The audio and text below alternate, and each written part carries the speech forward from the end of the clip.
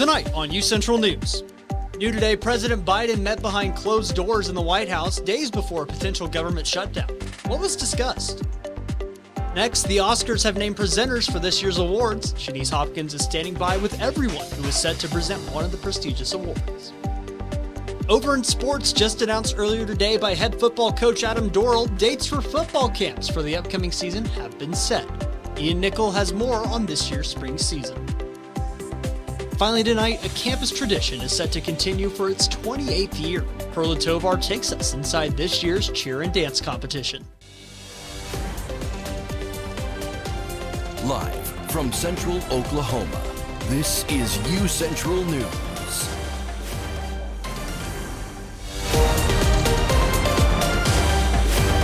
We have some breaking news into the studio. A person has died after being hit by a train near Britton and Western Avenue in OKC. According to reports, the intersection is closed and the person's identity has not been released. We will keep you updated.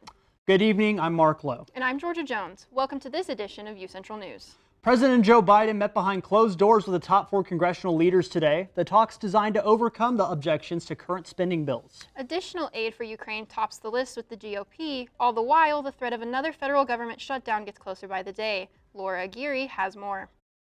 We got to figure out how we're going to keep funding the government, which is an important problem. It was an optimistic start to a potentially contentious meeting at the White House Tuesday. The president, along with 4 top leaders of Congress and the vice president, sat down to find solutions on a stalled government spending agreement. This Friday, unless both sides act quickly, the federal government will enter a partial shutdown. A partial shutdown that would immediately impact the departments of Veterans Affairs, Transportation, Housing and Urban Development, Agriculture, and Energy. Mr. Speaker, is there going to be a government shutdown? No, we're going to work to prevent that. That was House Speaker Mike Johnson ahead of the meeting, confident, despite refusing to bring a recently passed Senate foreign aid bill to the floor of his chamber.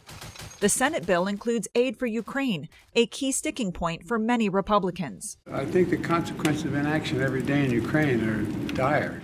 Leaders emerged from the White House after the meeting with advances made on key points. The meeting on Ukraine was one of the most intense I have ever encountered in my many meetings in the Oval Office. The 4 of us made it so clear how vital this was to the United States. We had an open, an honest, and a candid, firm discussion about the border. We all agree that we have a broken immigration system. We're very optimistic. We believe that we can get to agreement on these issues and prevent a government shutdown. An agreement they have just over 3 days to reach. I'm Laura Aguirre reporting.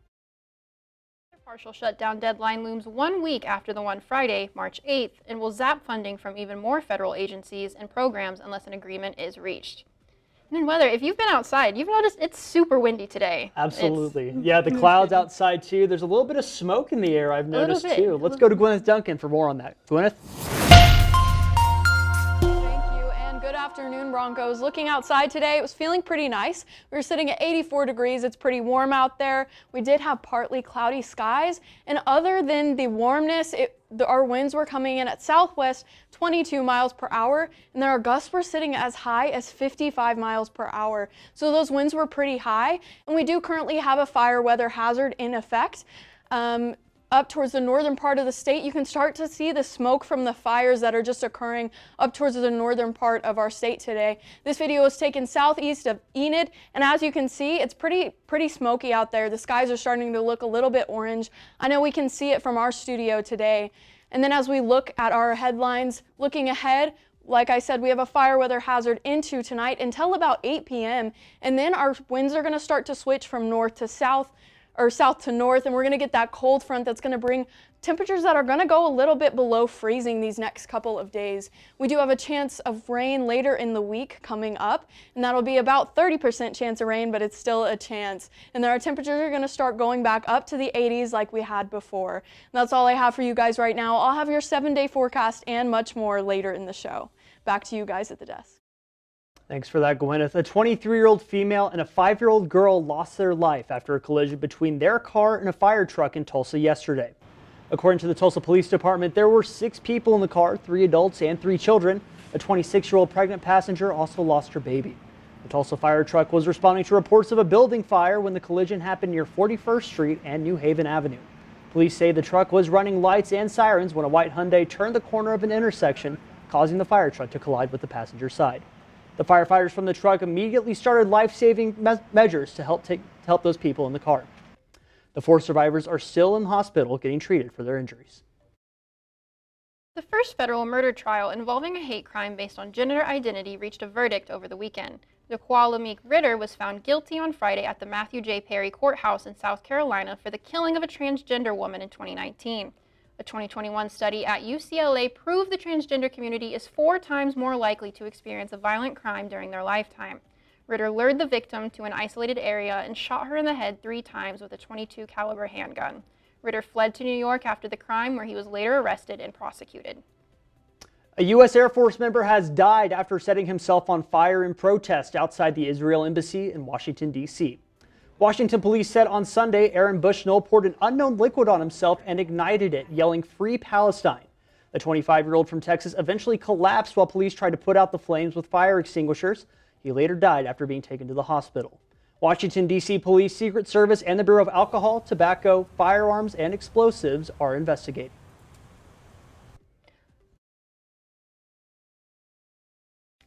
Hundreds of Native American high school students visited the UCO campus today for the annual Indian Youth Career Day.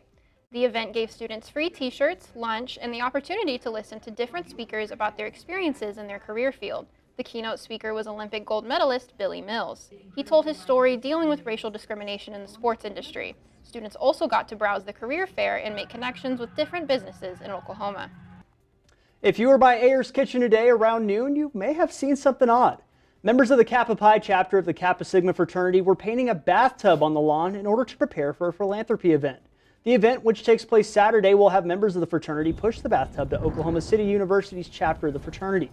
Kappa Pi chapter president Cameron Orr says that bringing back this tradition is something the fraternity takes great pride in. This used to be a tradition back in the 1980s, and after we came back, I asked what are some traditions that y'all used to do back, when we were living and thriving at UCO, and they said the bathtub push.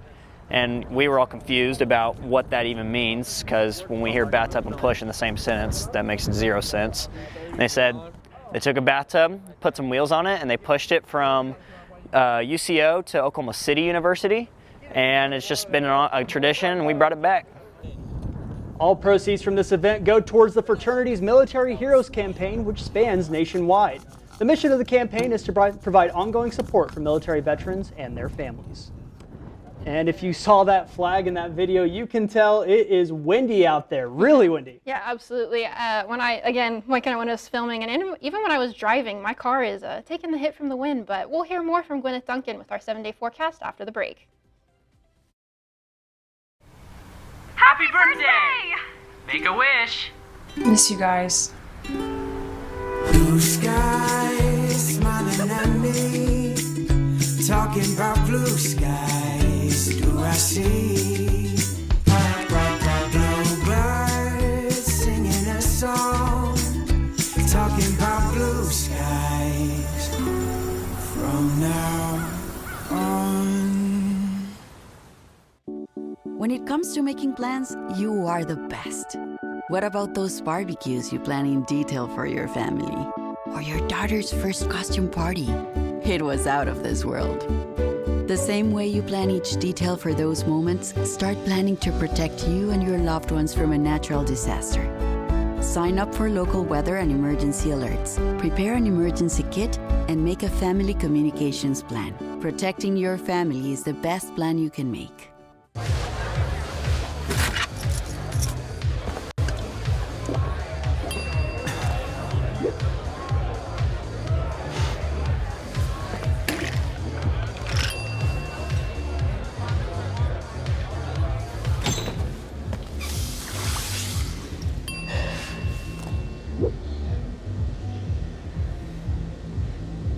If you need to do something to feel okay to drive, you're not okay to drive.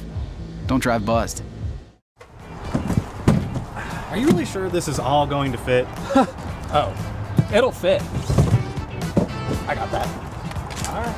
When hauling anything, ensure it's secure. Losing your load is dangerous for all drivers. We want everyone to make it home safe. Help make Oklahoma safe by securing your load.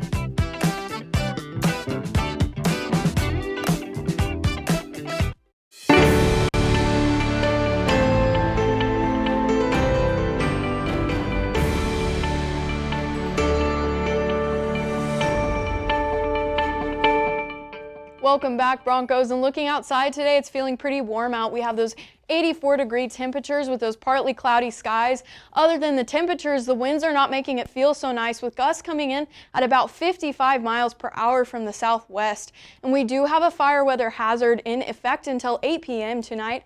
And looking throughout our state, we're looking at 70s, 80s, 78 in OKC, and it's feeling really nice out just besides those winds. Tonight, it's not going to feel so nice. We're dropping down to 31 degrees as that cold front moves in and changes our winds from south to north. Those winds are definitely not going. We're still sitting at gusts as high as 44 miles per hour. So it's going to be really windy out tonight. It's not going to feel really nice. Same across the state. We're looking at 20s, 30s. It's not going to be really nice out tonight, guys. And we're looking at 31 degrees in OKC. And those winds are going to be really high. So it's going to feel a lot colder than it actually is out tonight. As we look ahead at our temperatures, we're looking at cold front coming in, like I mentioned, tonight into tomorrow. And then we do have a chance of rain later in the week that we're going to start seeing.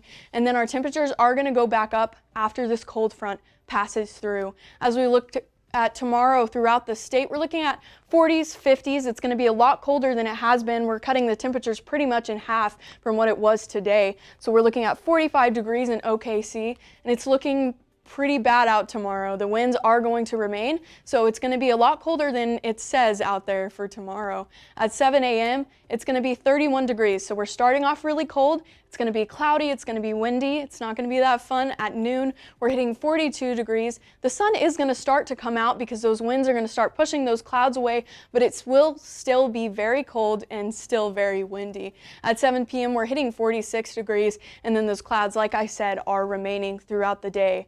As we look at our 7-day forecast on Wednesday, tomorrow it's going to be 50 degrees. On Thursday, we do have a slight chance of a little bit of drizzle and perhaps some flurries. Obviously, they're not going to stick, but that is in the evening into Thursday night into Friday. And then we're going back up to 80 degrees on Saturday. And then the rest of the week, we're hitting 60s. It's going to feel pretty nice out there after we move past this cold front. I don't know about you guys, but I do not like the cold at all. So I am not looking forward to this cold front. How are you guys feeling? Yeah, I'm honestly a really big fan of the colder temperatures. I mean, don't get me wrong, I've enjoyed the warmer temps this last couple days, but I'm kind of not ready for summer right now. It's still February. I need a little bit of spring before I get to there.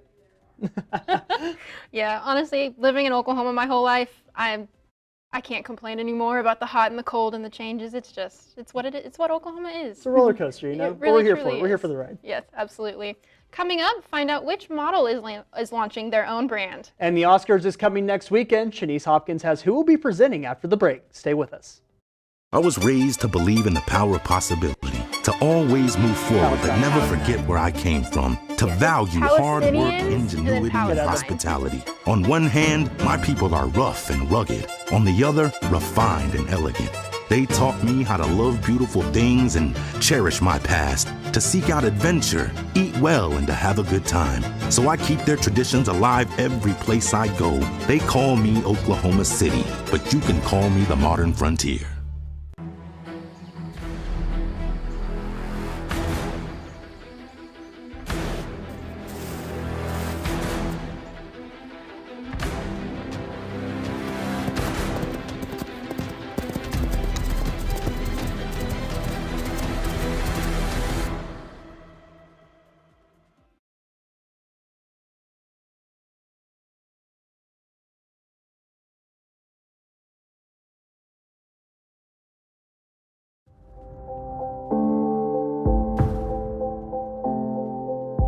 UCentral News as a whole, you got to be in those different areas, like being on camera, being off camera, being in the control room. And so I feel like that is what prepared me most about being in the workplace.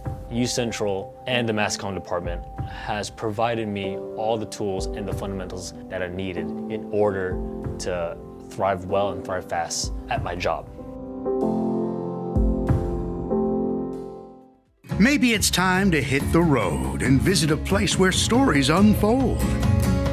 This is the land of the ultimate road trip, with sights old and new on Route 66.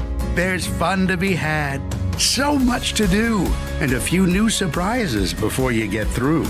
Oklahoma has the most miles to share of Route 66. It's really quite rare. TravelOK.com will show you the way. Come see for yourself this iconic highway.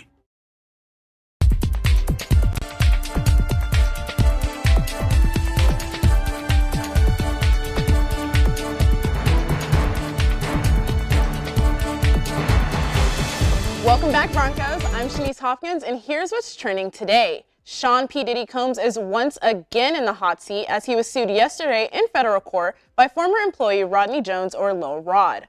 Lil Rod is accusing Diddy and his associates of sexual harassment, assault, and grooming. Jones lived with Combs between 2022 and 2023 while collaborating on his most recent album, Love. In response, a representative for Diddy stated, "These allegations are completely false and without merit. Mr. Combs intends to vigorously defend himself against these baseless claims." Jones is seeking $30 million. And the 2024 Oscars are just 12 days away. The 96th Academy Awards will air live next Sunday at 6 p.m. Central Time. Oppenheimer, Barbie, and Killers of the Flower Moon are nominated in several categories, all three movies being nominated for Best Picture.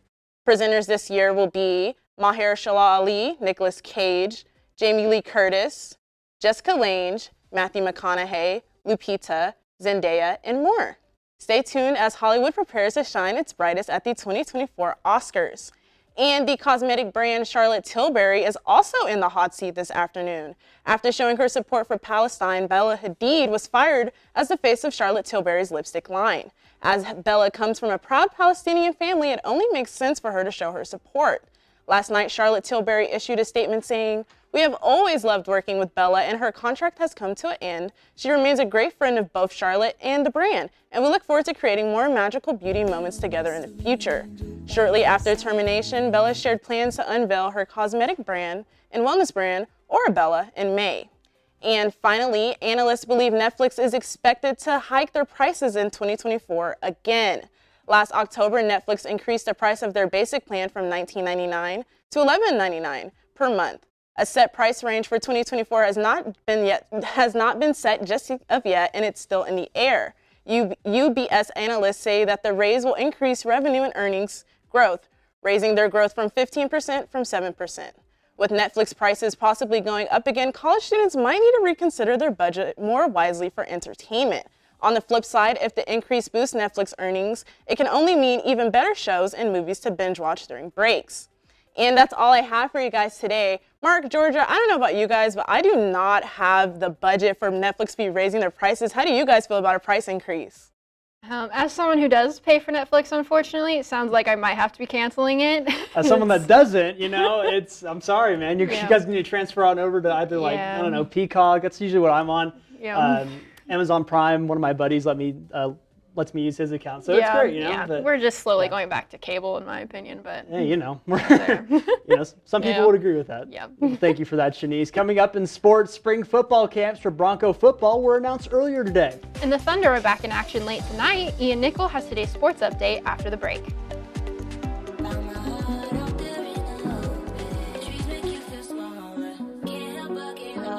Feel the beat of nature at a park or forest near you. Find a forest and music inspired by nature at discovertheforest.org.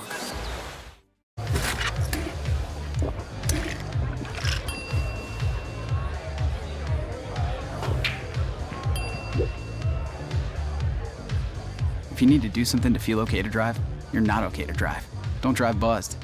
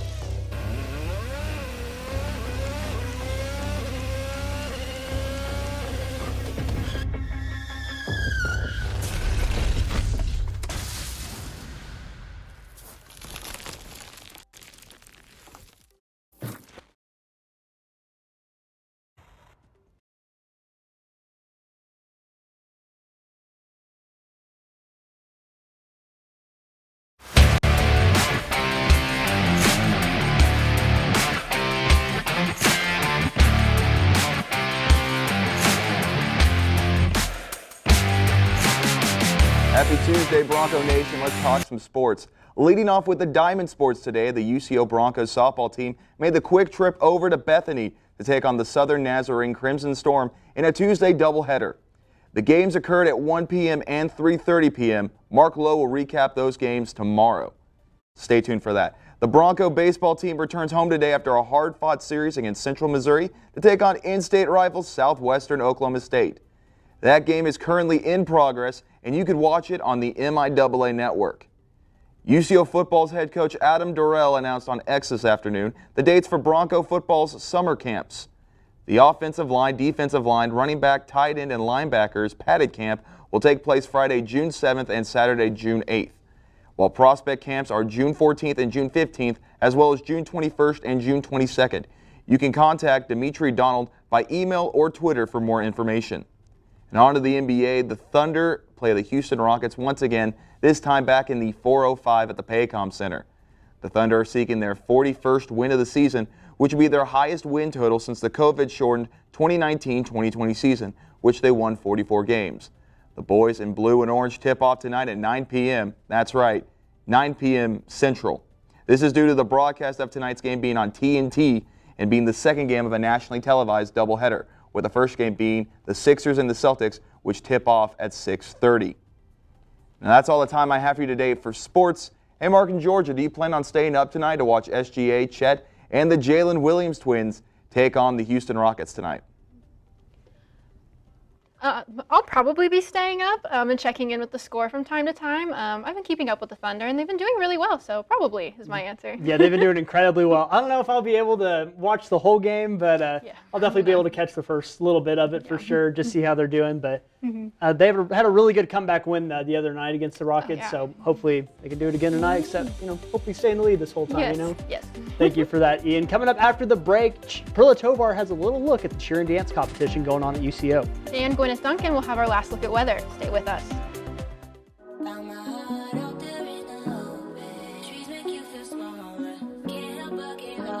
Feel the beat of nature at a park or forest near you.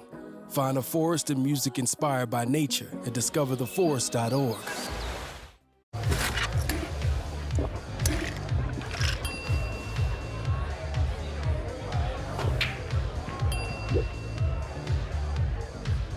If you need to do something to feel okay to drive, you're not okay to drive. Don't drive buzzed.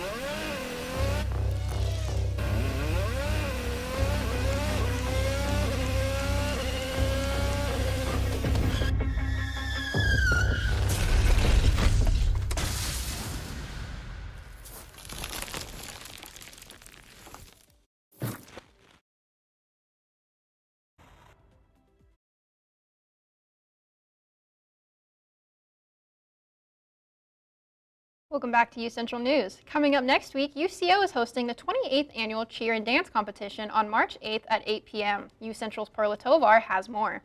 One of UCO's biggest traditions will be back on campus in 2 short weeks. The annual cheer and dance competition will be on March 8th here at Hamilton Fieldhouse, and let's take a look at what executive directors and participants are doing to prepare for the competition. Cheer and dance has been around since 1996 and has become one of UCO's biggest traditions, and we will now be celebrating the 28th year of this event. Me and my exec board have been working really hard to ensure that no participants are getting injured and everyone is making this a super fun experience for their organization so that we can make it a super good show for the whole community. The categories that the teams are going to be judged on are dance, cheer, stunting, overall impression, and entertainment. And the way that we've chosen judges in the past has been based off of if they have a dance or cheer background. This year we've kind of decided to go a different way with that and choose unaffiliated individuals that have connections with some parts of our campus. Not only is cheer and dance a fun night for students to get some stress off of their shoulders from the busy spring semester, but it's also a time where we can partner with Broncothon, another organization on campus, and so some of our proceeds that we make the night of cheer and dance will be going towards Broncothon. We are with LOT and we have been practicing 4 days a week from 9 to 11, and we have all been working very hard. Oh, and no, over half the team has never done cheer or dance, but our coaches are doing a great job making sure we learn how to do jumps, dance moves, and stunts, and it's honestly been really fun. It makes us grow as a team and as a community, and we can't wait to show y'all on March 8th. Doing cheer and dance the past 4 years has been one of the best experiences I've had on campus. It's a lot of fun to be able to get to know people and leaders of tomorrow, as well as other organizations at the same time. Cheer and dance is one of the biggest events during the spring semester for us on UCO, and the best way for students and faculty to engage in this would be to invite family to come out, invite friends to come out, get your big student organizations, small student organizations to come out to the event, and repost on all your social medias, because that's the only way that we get the word out. The main thing I'm mostly excited about is to see all the people come out and to see the competition live and just to witness the great atmosphere that we will be producing. You can purchase your tickets on Eventbrite and also follow up for more information on their Instagram page at UCO_cheer and dance. Reporting from Hamilton Fieldhouse, I'm Perla Tovar, UCentral News. The doors open at 7 p.m. and tickets range from $5 to $10. Also on campus, the UCO Department of Mass Communications is hosting their 10th annual Fusion Conference tomorrow. The sessions begin at 9 a.m. and will go to 11:30 a.m. The conference's keynote speaker, Janelle Archer, a UCO Strategic Communications alumni from CoreLogic, will begin at 12:30 p.m. Following that, there will be a career and networking fair open to all Mass Comm students from 1:45 to 3 p.m. The event is free and pizza will be provided for lunch. And if you're planning on going, you might want to look at the weather like we've been saying. There is a cold front coming. Absolutely. We've been so back and forth with it. So Gwyneth, can you tell us how our last look at weather? Thank you. And looking at our daily forecast for tomorrow at 7 a.m., it's going to be pretty chilly. We're sitting at 31 degrees and cool. It's going to be really windy out. And then at noon, we're sitting at 42 degrees. It's going to be a little bit sunny. But then at 7 p.m., those clouds are coming back as well as that wind. And that's all I have for you guys for today's show. Back to you guys at the desk. A popular retail store is downsizing and refocusing in a major turnaround effort. Macy's will close 150 of their underperforming stores over the next few years. This change reflects what has been working at Macy's higher-end department store Bloomingdale's and beauty chain Blue Mercury. Macy's will open more of these stores as they are in the process of closing their retail stores. This is all a part of a turnaround effort that the store is calling, quote, a bold new chapter. The plan for this change is to boost the company's stock price and sales and fend off activist investors. Feels like it's just one after the other. It really is. I remember back home in Lawton, we used to have a Macy's in our mall, or I think it was in our mall, but yeah, no longer there. It's just a dying one. Yep. It's crazy. It's crazy, but unfortunately that is all the time that we have for you tonight, but thank you guys for watching. I'm Georgia Jones. And I'm Mark Lowe. Thank you again so much for watching. Have a good night.